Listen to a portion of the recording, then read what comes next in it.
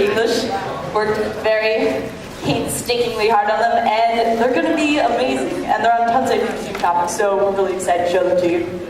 Our other MCs are MC. We got MC Lurtle and MC Lolo. Give a round of applause.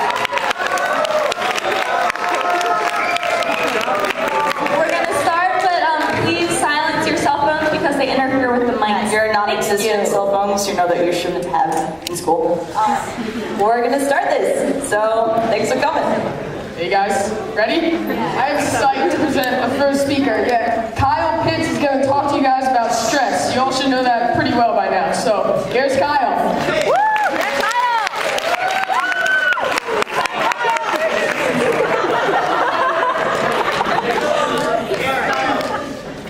So, have a nice little midnight walk in the woods, had a tough day, and you're like, all right, stars are out, moon's out, you're having a great time, all right? A little dirt path, a little slight breeze, it's great. And all of a sudden, there's a pack of wolves behind you.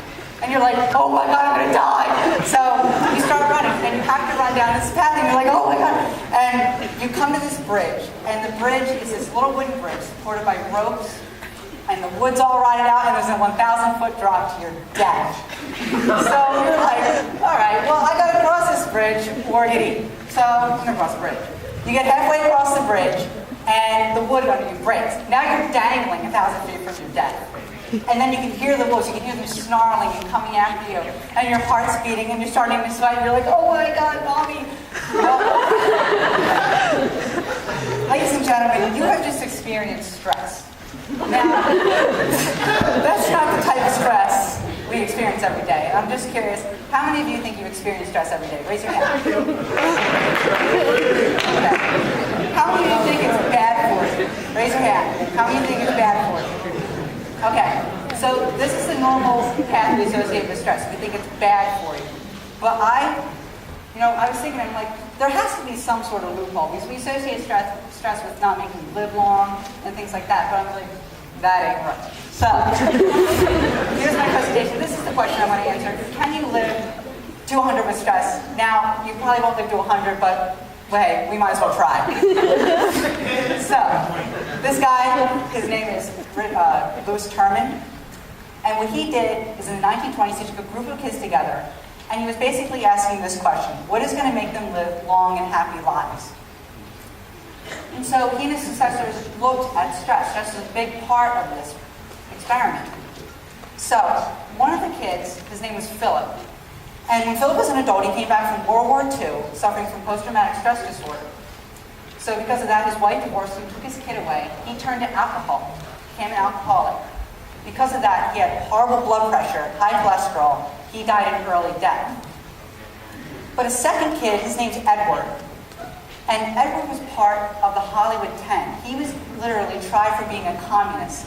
And the stress you go through, I mean, to be tried as an enemy of your country, that's almost insurmountable.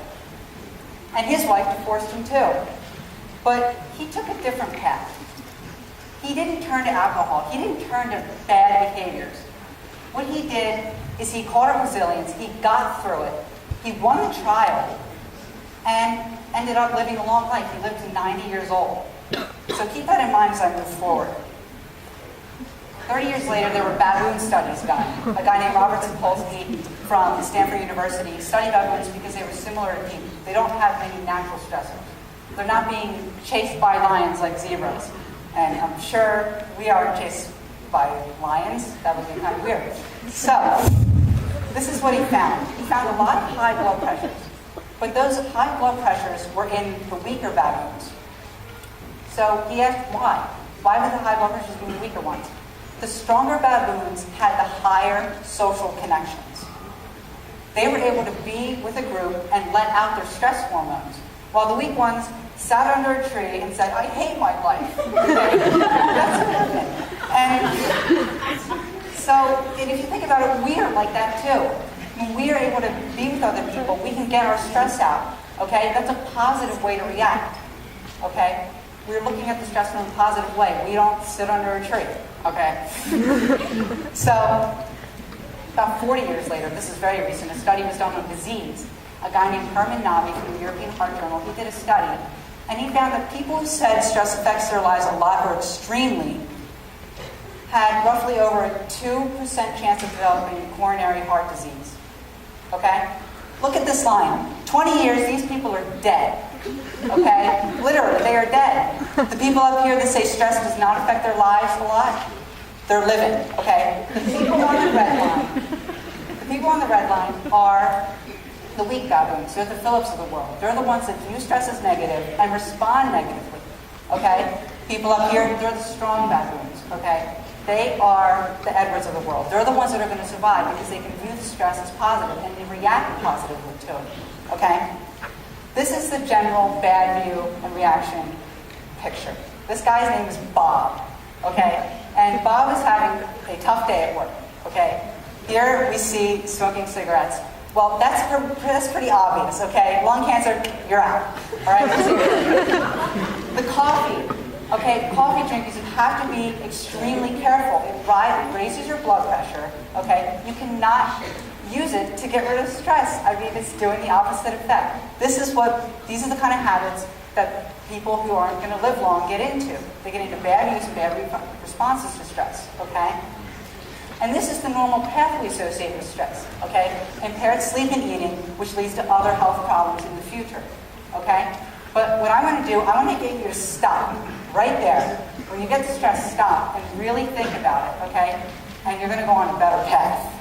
So, good views and reactions. There was a guy named Dr. Charlesworth at the Baylor Medical College. He did a study in the workplace where these people were given a stress-reducing seminar for 10 weeks during their lunch break. And what happened? All their blood pressures were reduced by the end. Every day, they measured them. And it's just because they learned how to view stress as positive and to react positively to it, okay? When you reduce the blood pressure, you reduce your risk of getting heart problems in the future. You're going to live longer. A similar situation, a guy named Dr. Marplatz from Cornell has a 109-year-old patient.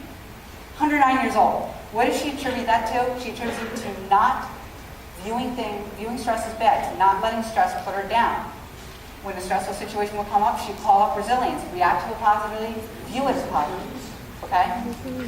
A psychologist named Kelly McGonigal totally changed her method of treating patients. Now she says take on stress as a challenge, take it on as a friend. Okay? Don't think of it as this bad thing. You need to step over stress. Don't let it step over you. Okay? Seek happiness. Exercise. Talk with people. Do a math problem for all I care. Do whatever you can do to view the stress as positive and to react as positive, react in a positive way. All right? This is what I wanted to leave you with today. Yes, the picture. Hold on to friends that make you smile, okay? That's a great way. Remember the baboons? That's what they did, okay? Find ways to view it as positive and to react to it as positive. This is the really important thing. Goal. Good options are lifelong, okay? When you can view stress as positive and react to it as positive, you will live long. And I guarantee you, if you're in your 80s and 90s, you're going to look back at this and say, this is why I'm here today. Thank you.